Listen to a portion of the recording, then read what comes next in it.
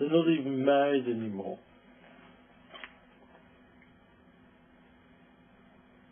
Don't spare any compassion for me.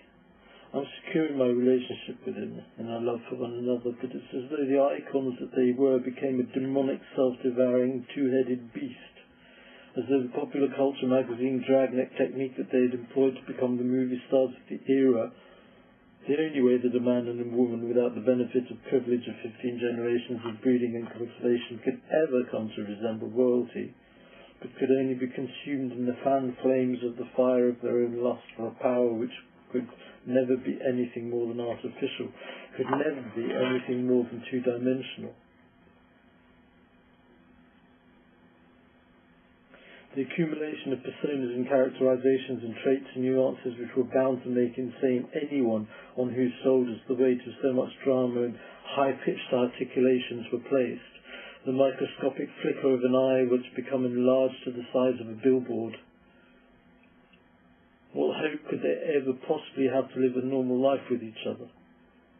Richard's working class Welsh, brought up in extreme poverty, where the only means to evade economic or cultural deprivation was the acquisition of means so foul and dastardly and without morality, means so cutthroat, the sheer skullduggery of which I flee from the merest mention or hint of.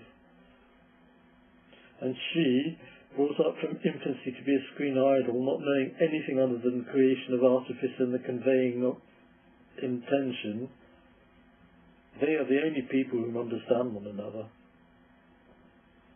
He has drunkenly bedded other beautiful women. She has lain in a haze of barbiturates, allowed the cloying fingernails of the most animalistic males supine and brazenly open.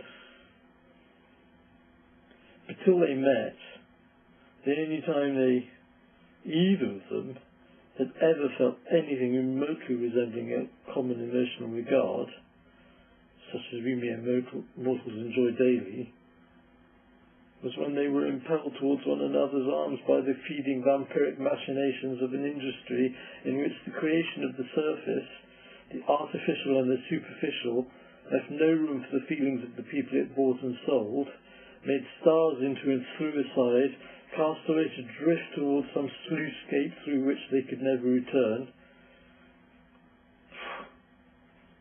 I'm exhausted by it all. I'm not even emotionally involved in the...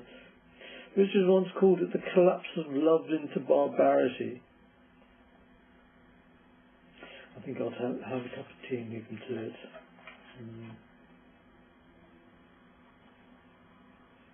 And you were telling me that you were a socialist.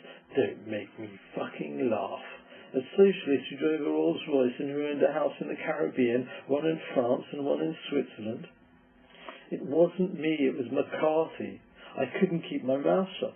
You can be a socialist and drive a Rolls. I'm not a communist either, but McCarthy went for the people with talent in Hollywood and left the place inhabited by the pedestrian, and it appalled me.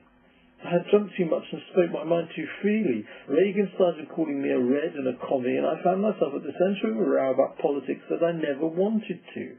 I told them that they knew nothing about poverty. What do you know? All you see is the Beverly Hills mansions. You don't know what hardship they endured. Many of them from Eastern European feudal dukedoms, which they had to flee because of the pogroms. Look at Chaplin.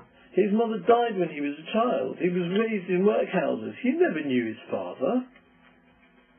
All I'm saying is that I was drawn into an argument without wanting to, and that the victimization of truly gifted and talented people under McCarthy was something which I could not stand and witness silently, or rather I could not stand by and witness silently.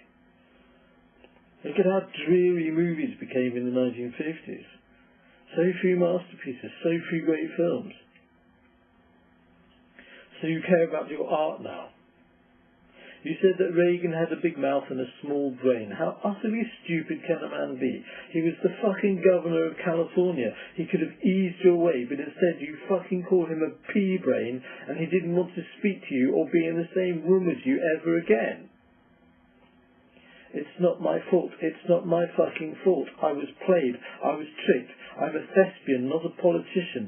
I know my own limitations. A moment ago you said you couldn't stand by and say nothing, and yet now you say you were tricked. But who placed me where I could see? Couldn't those supposedly empowered not have made it possible for people like me to be shielded from the bizarre and shameful inquiries made upon people for whom I had nothing but the highest professional regard? Does it not seem possible to you that forcing an opinion from me when I really only wanted to focus on my work was just another ruse to, perhaps, elicit confessionals which were in the interest of those who sought to disempower me, to cut me down a few notches, to fire one across my bows, so to speak?